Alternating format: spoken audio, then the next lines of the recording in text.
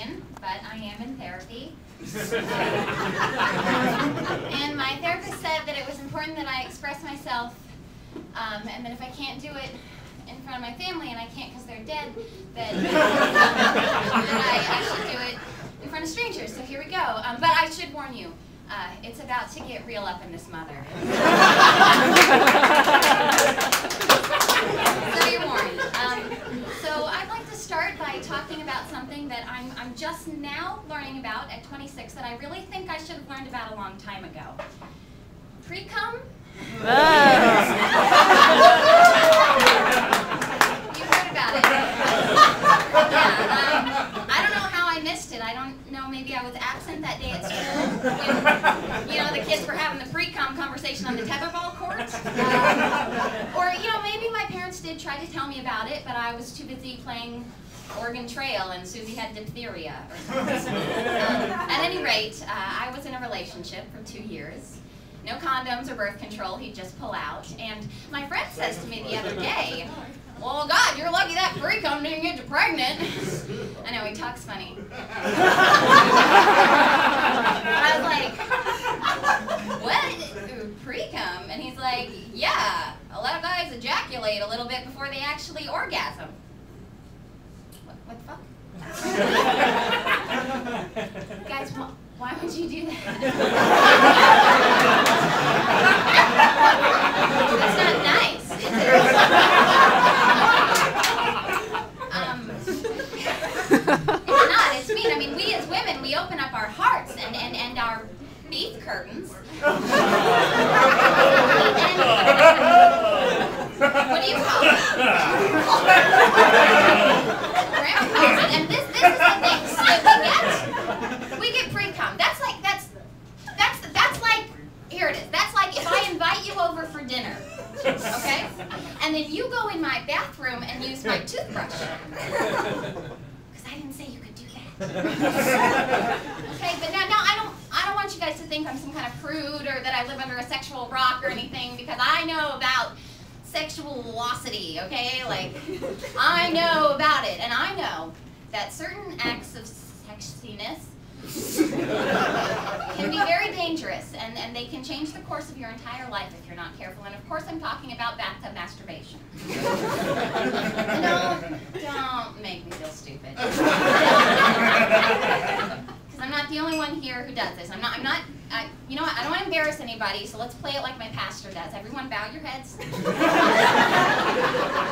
I'm serious.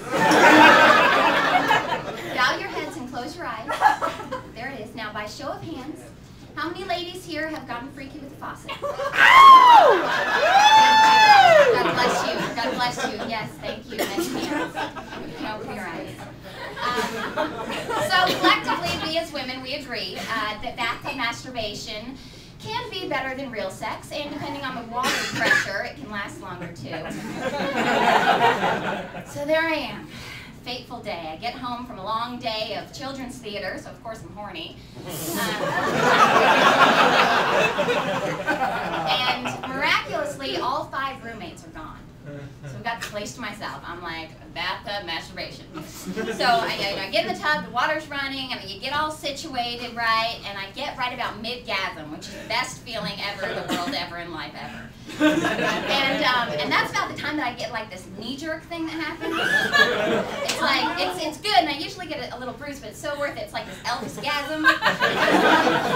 So I get to Elvis-gasm, and now I feel this incredible pain in my eye, like I've never felt before. And I get out of the tub and I go look in the mirror, and my eye is bleeding.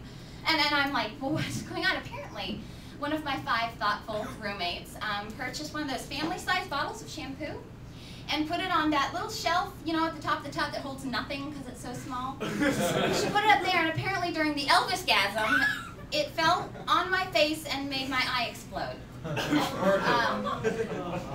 It wasn't worth it that time.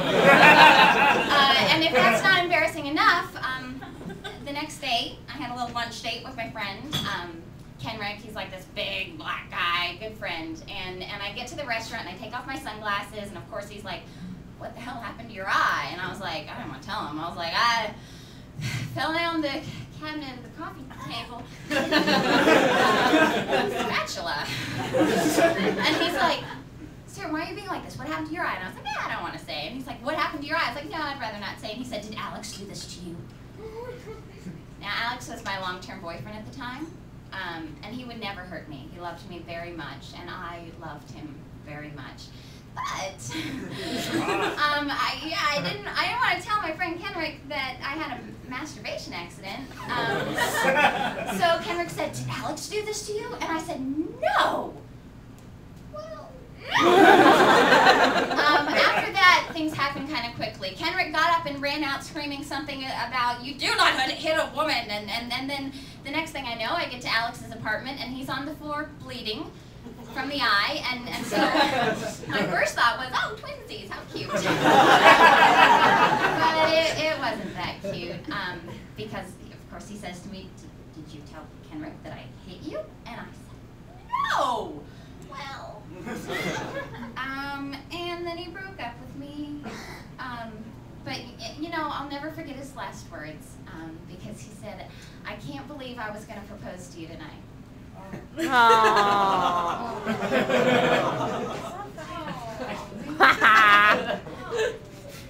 This is really helping me. I have a lot to cover and not a lot of time, so I need to get back to my lunch box in the back where I have some razor blades. It's not your problem. Anyway, I guess next week I'll come back and talk about my fear of public hand washing. So thank you.